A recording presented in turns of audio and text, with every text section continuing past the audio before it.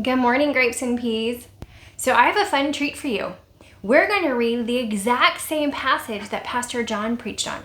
So if you're watching this beforehand, you're going to get all the answers. If you're watching it after, then you get to learn about it again and ask some more questions. So today we're in Matthew 7, and Jesus is still doing the Sermon on the Mount. So he's still on the mountain, and he's still preaching and teaching to all the people around him.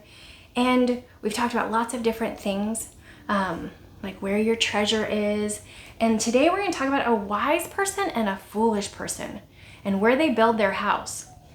How does that relate to Jesus? Well, let's find out.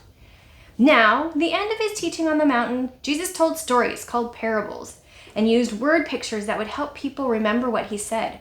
For example, Jesus said that false prophets, which are people who didn't tell the truth about God, were like wolves who try to sneak their way into God's flock of sheep. They dress up like sheep so they look like sheep on the outside, but inside they are wolves who want to attack the sheep and kill them.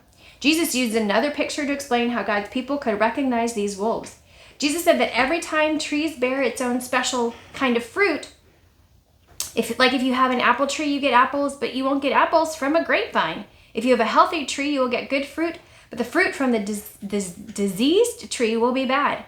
If you see a tree and don't know what kind it is, you can look at its fruit and will know. And you will be able to tell if its fruit is good or bad. Like we have a peach tree in our yard, but it's not a very good tree because it doesn't give us really good peaches. So something's wrong with the tree. And actually, this is what Pastor John preached on last week. The narrow road and the fruit tree. But Jesus keeps on going and says, people don't bear fruit like trees. I don't grow apples. But of course, Jesus was saying you can tell a lot about a person by their fruit, meaning the things that they do and say. If a person tells you he's a Christian but does things that are kind of ugly and nasty, which we call sinful, he may not be a Christian at all. But just because someone says he is a Christian doesn't mean God has changed him on the inside and in his heart. That's why we compare the words someone says with the fruit of his life, his words and his actions. Because Jesus is always concerned about our hearts, right? Not just the outside. Jesus also taught a parable about two builders. He said, everyone who hears my words and obeys them will be like a wise man who builds his house on a rock. When the rains fell and the floods came and the winds blew and beat the house, guess what? It didn't fall because it had been built on the rock. Oh, but the man who does not obey my teaching is like a man who builds his house on the sand. When the winds and the rain come to his house, the water will carry away the sand from under his house. It will crash to the ground because its foundation has been washed away. That man is foolish. When Jesus finished teaching these parables, the crowds were amazed at what he said. They had never heard anyone talk about God and sound so sure about what he was saying. Of course, we know that Jesus is no ordinary man. He's also the Son of God. The warnings Jesus gave the crowd were written in the Bible for us too. We need to build our house, which is a picture of our life, on the rock. This means we need to put our trust in Jesus, who is called the rock of our salvation. Jesus warned people that not everyone goes to heaven.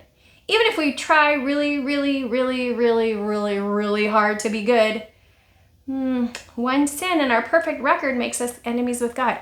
And we talked about enemies a couple weeks ago. We talked about being the enemy of God and how he loved us first. Well, this is that same point. No one can be that good. No one but Jesus. Jesus said that only those who do his Father's will go to heaven. God the Father sent his Son, Jesus, to die on the cross for all the sinful things we do.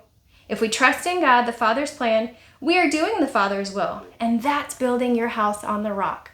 All right, so here's a fun picture about two houses.